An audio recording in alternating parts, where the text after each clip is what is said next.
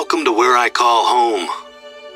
I've been roaming these parts since I was old enough to, well, roam. There isn't a mountain or lake out here that hasn't been explored by either me or my dad.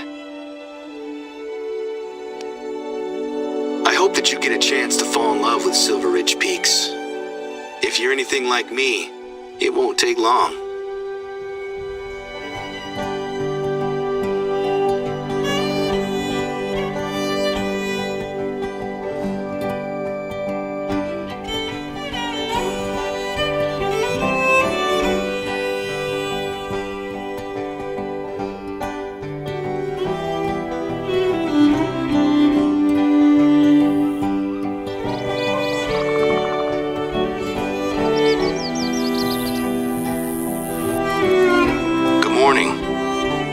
Got a chance to grab a big breakfast before heading out. There's a lot of ground to cover and it's tough on an empty stomach. Anyway, I'm sure you'll be glad to know that I already have a job for you. While things are quiet, I've been using our outpost to store essential supplies. There is an outpost not far from you that has a small stockpile of bottled water and canned goods. I need you to grab some things from this outpost and ferry them over to one of our observation towers. Don't worry.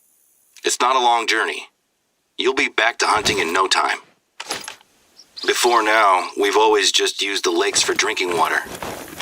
But ever since Dad got ill, we've had to put emergency measures in place. We always had emergency supplies, of course. But now we need to account for the possibility that our entire water table is polluted.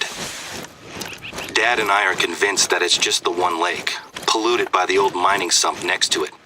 But it's taking forever to get tests done, and it's not worth the chance of someone else getting sick.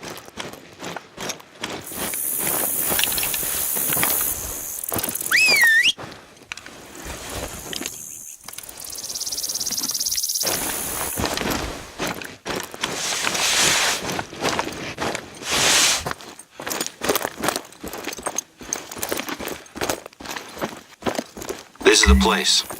The supplies should be laid out, ready for you to pick them up. We need at least 6 water bottles, a couple of cans of peaches or whatever we've got there. And there should be a stack of flyers. Grab them too.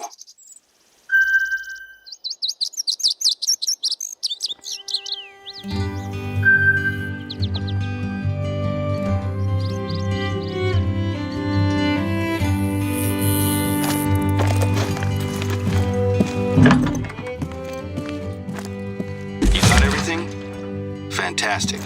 The tower isn't too far to go from here.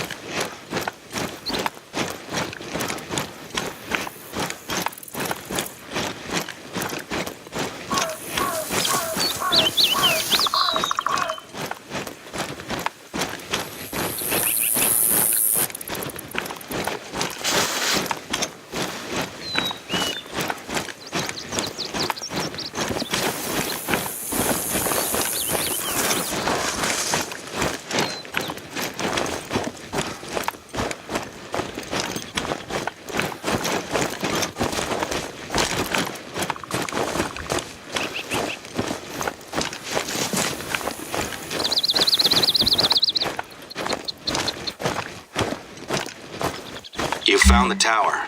There's hopefully a free shelf inside, somewhere you can stash the supplies. Oh, you should hang on to a couple of the flyers, though.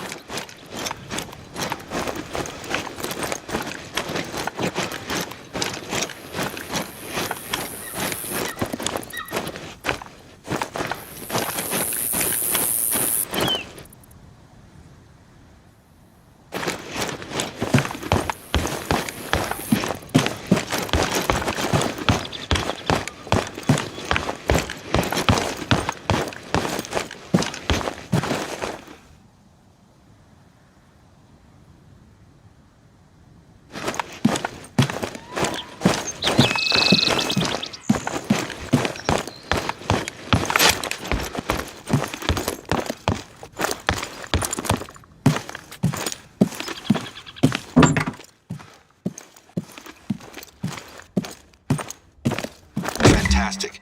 That tower should have everything it needs now. How's the view from up there? It's great to have a hunter like yourself around. I'm grateful for your help with the supplies. I can't wait to hear your Silver Ridge hunting stories. Hey, nothing wrong with a bit of light exercise. But don't forget that if I can hear you breathing, then the animals certainly will. Hunting is a marathon, not a sprint. Things have been quiet here recently. But with a hunter of your caliber on the reserve, we're going to show folks that this is still the best place in the Rockies to hunt. Plus, you're not the only one working with us. We were able to convince Remy Warren to visit, and he's been logging his solo hunts out here for a week or so. He's got a pretty decent following online, so hopefully he's impressed with the reserve. When I proposed using social media to promote the reserve, the board were a little hesitant. But they're giving us a chance to try something new, and I'm sure it'll be worth it. You'll need to get well acquainted with the dirt if you want to cut the distance between yourself and an animal. Stay low, stay calm, and make your approach. So I suppose you were wondering why I wanted you to grab the flyers, right? There are people who come out here just to visit the lake. I'm fine with people standing on the shore, but until we know exactly what's going on, we need to keep people out of it. I had these flyers made up so we can pin them to our bulletin boards. There's a trail that leads straight to the lake, so I'd like you to pin up one of these flyers at the trailhead. Now, the flyers cover the basics: heavy metals, mining waste, and why to avoid diving in. It's not much, but until we know more, it's all we have. The lake is beautiful, and it's always pulled in visitors. It still looks the same as it ever did. Maybe even better, now that it's calm and peaceful. But now, I can't look at it without seeing what it did to my dad, or what it's doing to the reserve. People discover that we have one contaminated lake and assume that the reserve isn't worth visiting anymore. So far, the local wildlife seems okay, but our bookings for visitors, and especially hunters, have dried up. I have a few contingency plans that I want to try out. I'm a little nervous, though, as our board can be a little conservative. And if my ideas don't involve pulling in hunters, it can be really tricky to get them on board. It was easier to convince the board to invite yourself and Remy into the reserve, given that you're both hunters with good reputations. I'm glad you said yes.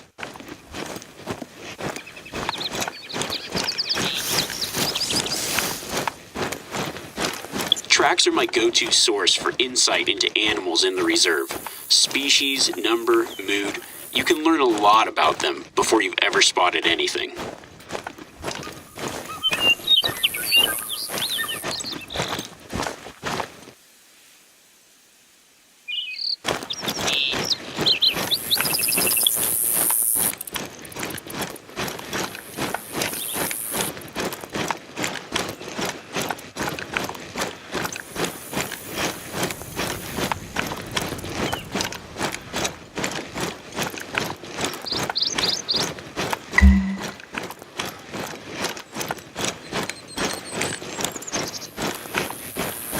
Whoa, whoa, whoa.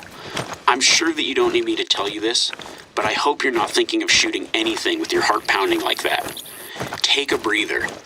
Your prey will thank you for it.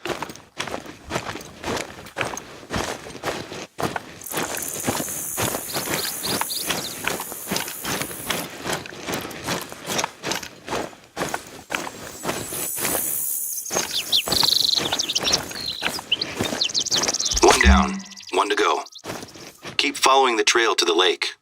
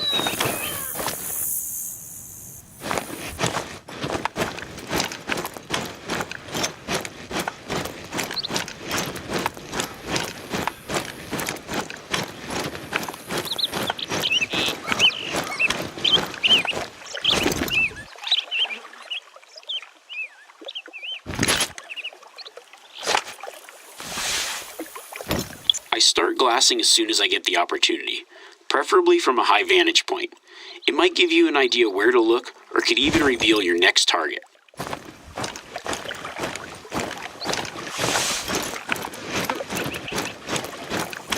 Take a look at the water. If I hadn't told you, would you suspect that the lake was dangerous?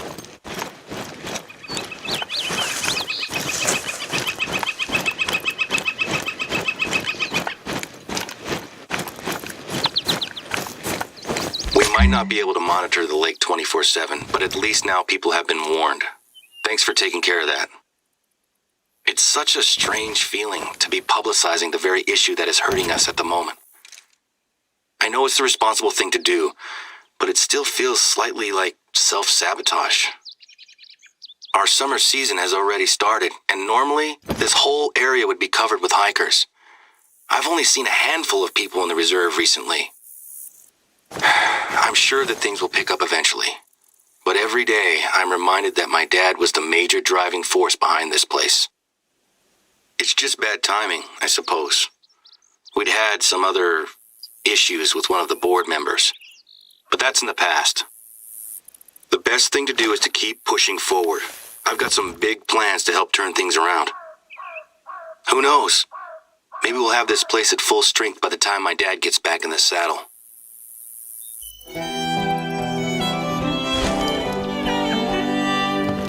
I'm talking a lot about family stuff, aren't I? I suppose work and family are the same thing for me, you know? I've been watching my dad do this job since I was a kid. Let's change the subject, shall we? I've got a job that I'd like you to take care of. The big plans I mentioned before? One of these plans is a little passion project of mine. Now's your chance. My plan of attack: stay calm, wait for the animal to stop moving, and line up your shot. Do everything in your power to make a quick, clean kill. We're gonna need some gear. Repelling gear, actually. I have stashed a few bags at one of the nearby outposts, and I'd like you to head over there and pick them up, when you can. I've been doing adventure sports for about 10 years or so now. It started with bouldering and rock climbing while I was on a high school trip. Last year, I got an accreditation as an instructor, and I was planning on teaching classes. When my dad got ill, I put it on the back burner. But now, I think we have a good opportunity to commit to it. Unfortunately, I'm too busy to teach classes just now. But one of my base jumping friends, Sammy, took the same course as me, so she's gonna lead the class instead. It's easy to flub a shot at the last second if you're not paying attention to your breathing, and what a waste of effort that is. Hold, exhale, and squeeze.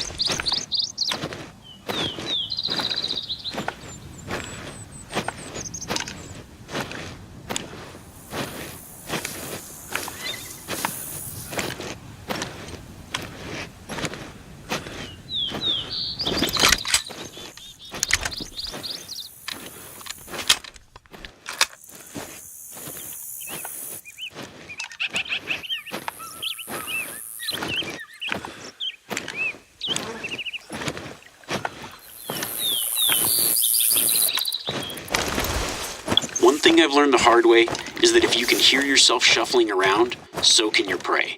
Use the brush to conceal yourself, but don't rely on it to get close.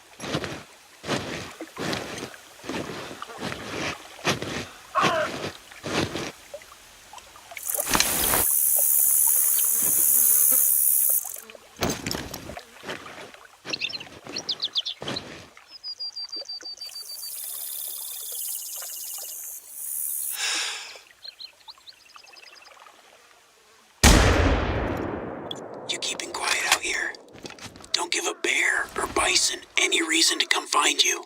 You might not live to tell the tale.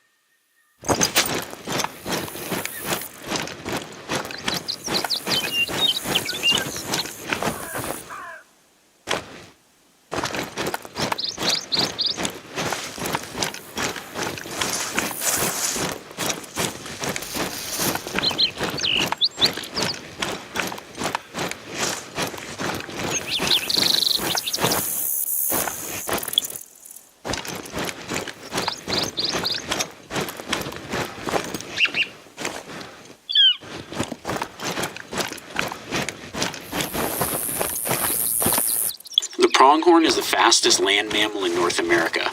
They're not as sensitive to noise as some of the other animals in the reserve, but they trust their eyes, so stay down and hidden to prevent them from bolting.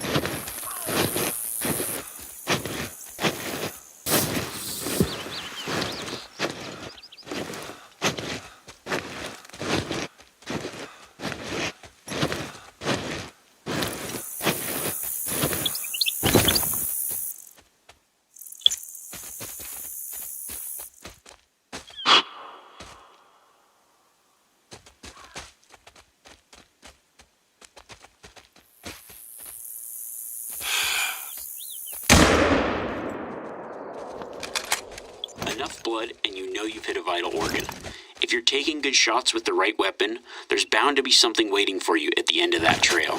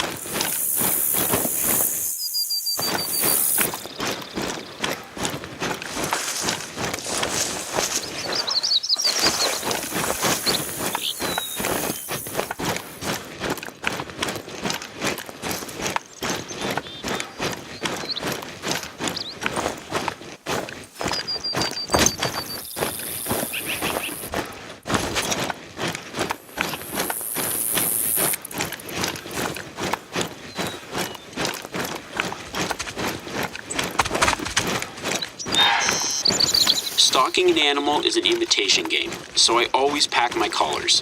Give it a reason to come to you.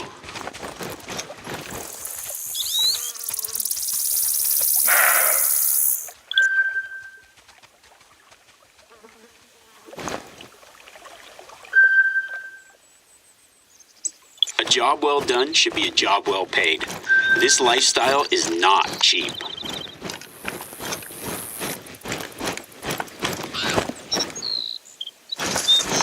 Even a black bear won't take on a fully grown bison lightly.